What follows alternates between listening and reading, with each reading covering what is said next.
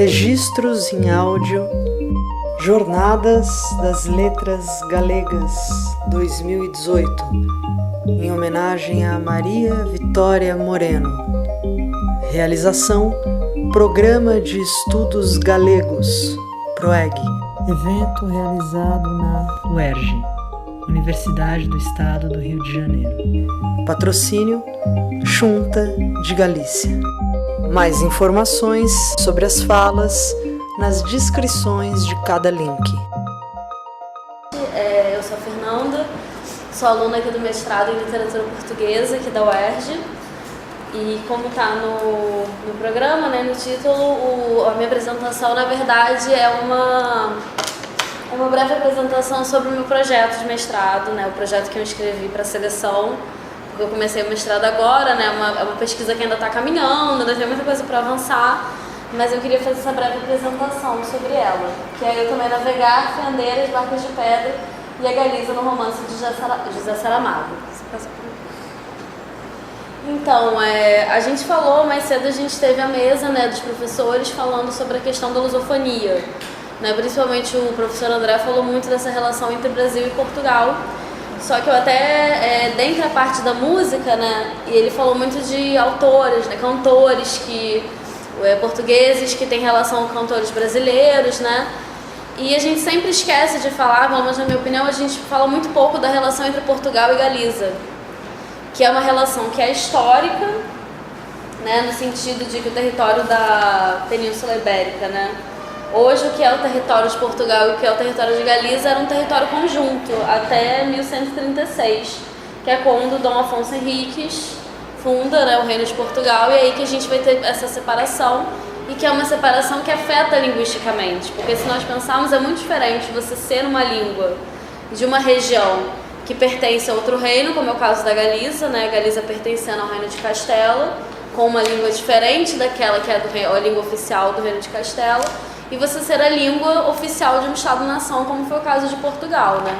O português se torna a língua oficial de um Estado, de um outro reino, e com isso que a gente vai começar a ter essa separação entre as duas, sendo que essa ligação de fato nunca termina, né? Como lembraram que o Shoah falou, as fronteiras não são atravessadas pelas pessoas, mas a cultura é capaz de atravessar essas fronteiras. E eu escolhi até a foto do Zeca Afonso, que ele é um dos maiores nomes da música portuguesa, e ele ficou muito famoso, principalmente, não só por isso, mas principalmente porque a música dele foi escolhida para ser o alarme da Revolução dos Cravos, que é a revolução que põe fim no governo de Salazar. E diz a lenda, né, é uma história que eu não consegui comprovar se a fonte é verdadeira ou não, que essa música foi composta na Galiza. O Zeca Afonso viveu um tempo na Galiza, e quando ele compõe a música ele não está em Portugal, então é mais uma forma de mostrar essa ligação, e o Zeca Afonso era uma pessoa muito consciente sobre essa ligação de Galiza e Portugal, né?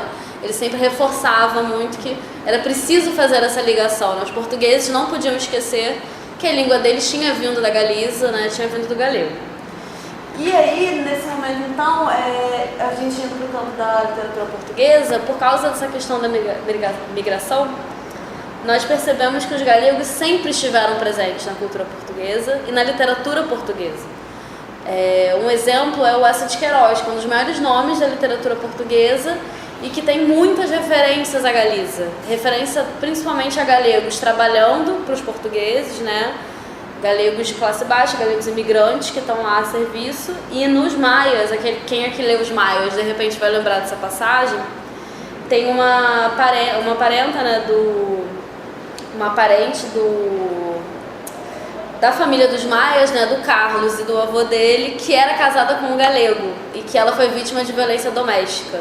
Falam que o galego era uma pessoa terrível, que batia nela. Então a gente percebe que a literatura portuguesa sempre citou os galegos, ou teve autores que citaram constantemente os galegos, e sempre de uma forma negativa. Os galegos, então, são os operários, são os trabalhadores de classe baixa, ou são os machistas, né, são os homens que cometem atrocidades. E é nesse ponto da minha pesquisa, né, que eu trago o Saramago, talvez o autor atual mais conhecido de literatura portuguesa, único autor de língua portuguesa que ganhou o Prêmio Nobel, não é? E o Saramago, ele já é uma literatura que se destaca, né? O Saramago tem aquela frase que ele diz, já narramos a história de Portugal. é hora de narrar a história dos portugueses. Então Saramago já se coloca, né, como um autor que vai se propor a narrar a história dos oprimidos, a história dos excluídos, certo? Saramago vai dizer que ele vai romper com essa ideia. Portugal a literatura portuguesa, Portugal é a ideia da grande narrativa, dos heróis, daqueles que construíram a pátria, e o Saramago já vai trazer um diferencial dizendo, não, vamos contar a história de quem de fato construiu a pátria.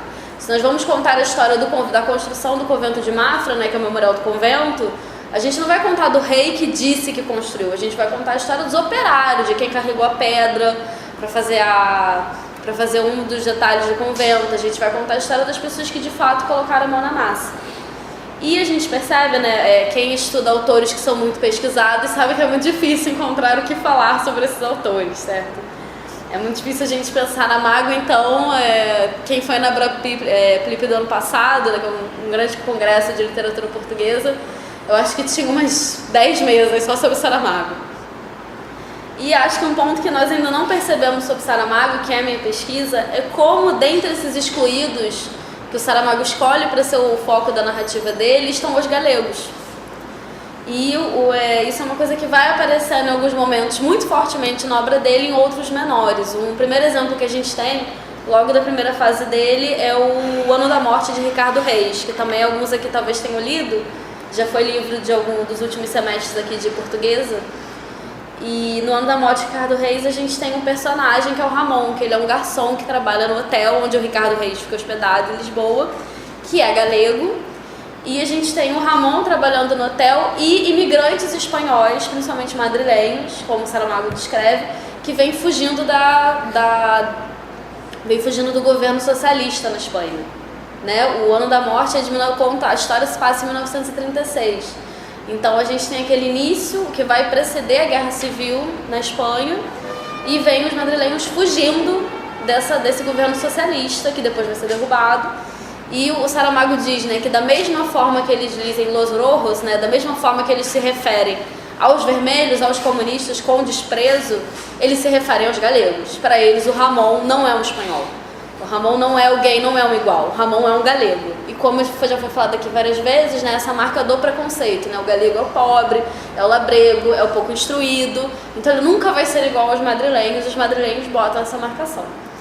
E aí, depois, então, do Ano da Morte, a gente chega ao romance que é o foco da minha pesquisa, que é A Jangada de Pedra, né? Que é um romance que Saramago, ainda dessa fase que ele pensa muito em Portugal, em questões portuguesas, e que, não sei se todos aqui leram, né, de contar um pouco a história, é uma história fantástica, né? É um momento em que tem um acidente geológico, né, uma ruptura, e a Península Ibérica se descola do resto da Europa, né? Eu trouxe um mapa da Península Ibérica, porque a gente fala muito de Galiza, Espanha, Península Ibérica, e a gente não conhece os mapas, muitas vezes, né?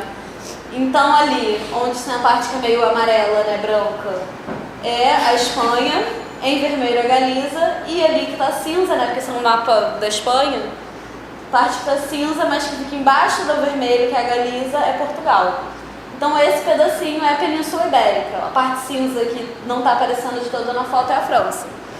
Então nesse pedacinho entre Espanha e França acontece uma falha geológica, uma ruptura na terra, nos Pirineus, e a Península Ibérica vai se soltar da Europa e vai começar a navegar, vira uma jangada de pedra e vai começar a navegar pelo oceano, e tem uma série de acontecimentos. E o romance vai começar com 5 personagens que, no momento em que houve a ruptura, eles vão passar por situações fantásticas, né? Situações fora do comum. A gente tem 2 portugueses, que são a Joana Carda, 3 portugueses, que são o José Anaisso, a Joana Carda e o Joaquim Sassa.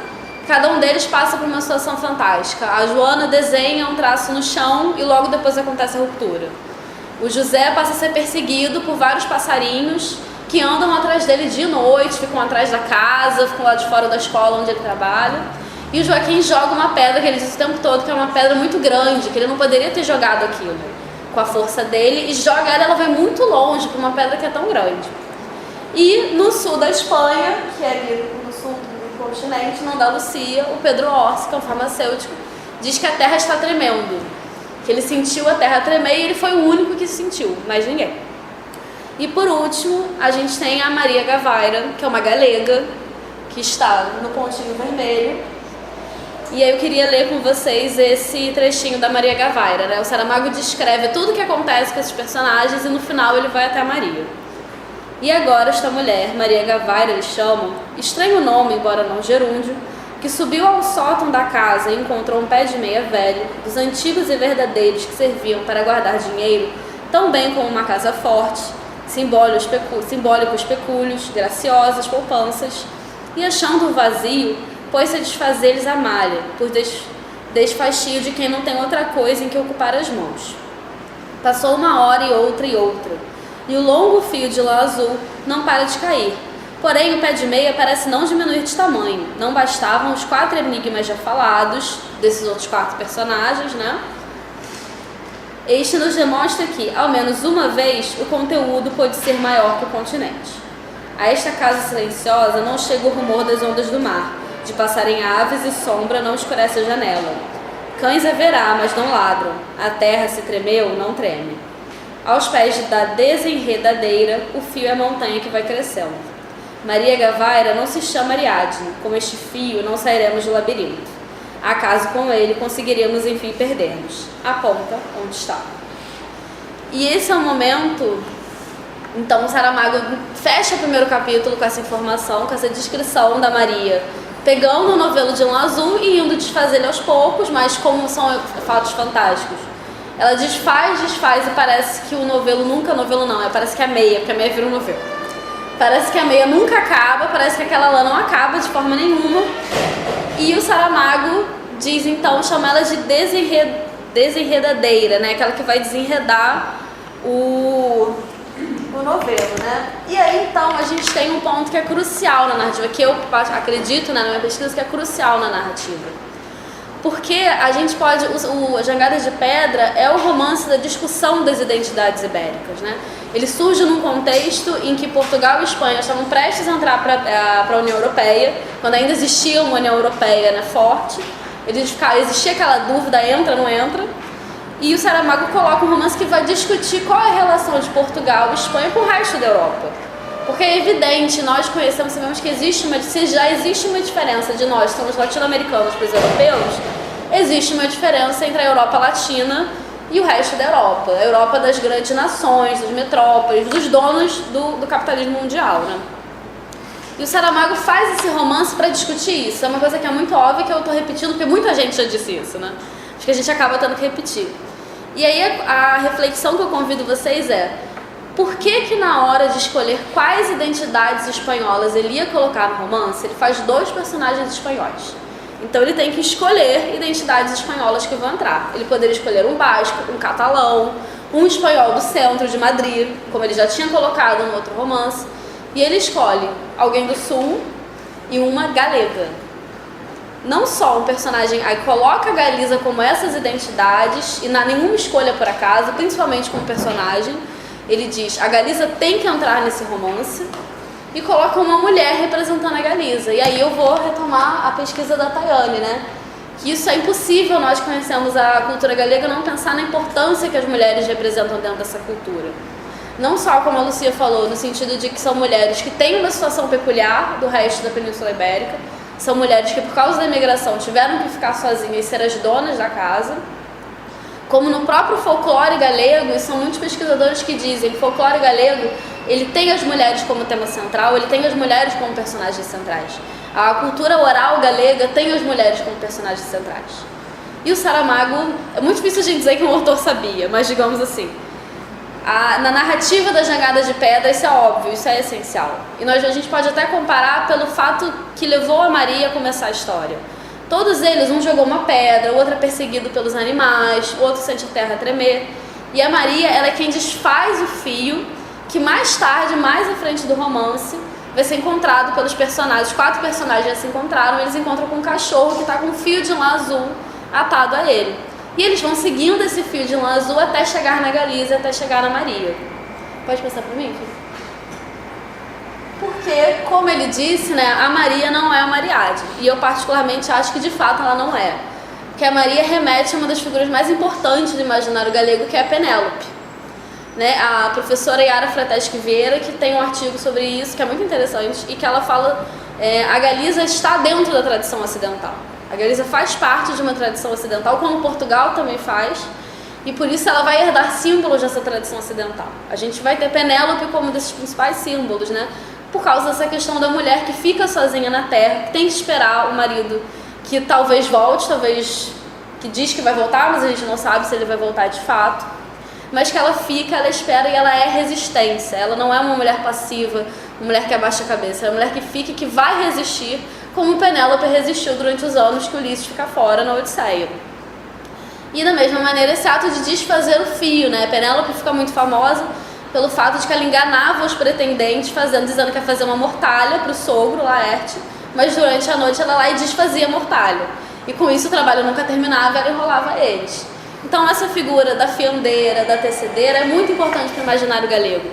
E principalmente se a gente pensar que o ato de tecer e de fiar remete à literatura, não é? Texto vem de tecido. Porque fazer, narrar, criar narrativas é tecer. E a Maria é uma tecedeira. Ela é uma mulher que vive na Espanha, mas que é galega e que é uma tecedeira. E aí, nesse ponto, a gente percebe que o autor, né, além de fazer essa ligação com a cultura galega, ele faz uma ligação com a literatura galega, uma relação muito mais forte. Então, a literatura de Saramago não está só se ligando à Galiza, mas está se ligando a uma tradição literária que fala de Penélope, que coloca Penélope como ponto principal.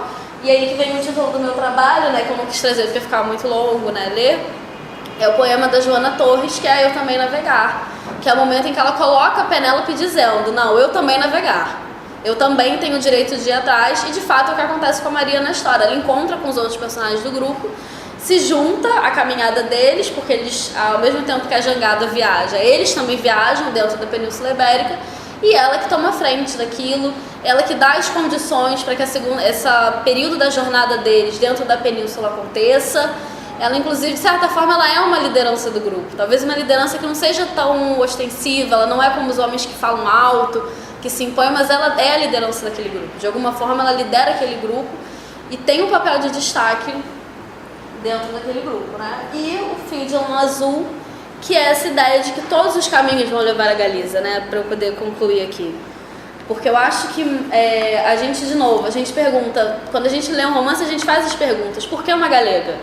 Porque a Galiza é importante. E é isso que a narrativa nos mostra. A Jangada de Pedra é feita para pensar, é um romance sobre pensar a identidade. O que é ser português, o que é ser espanhol, o que é ser ibérico. E é um momento em que o autor diz, pensar ser português só pode acontecer se nós pensarmos na Galiza. Portugal precisa voltar para a sua origem galega. Portugal não pode esquecer que a Galiza fez parte da história dele. O galego é a origem da sua língua e é preciso retornar da mesma forma que os personagens todos vão ao encontro de Maria para poder, de fato, entender quem ele é, de fato, resolver o que é ser português.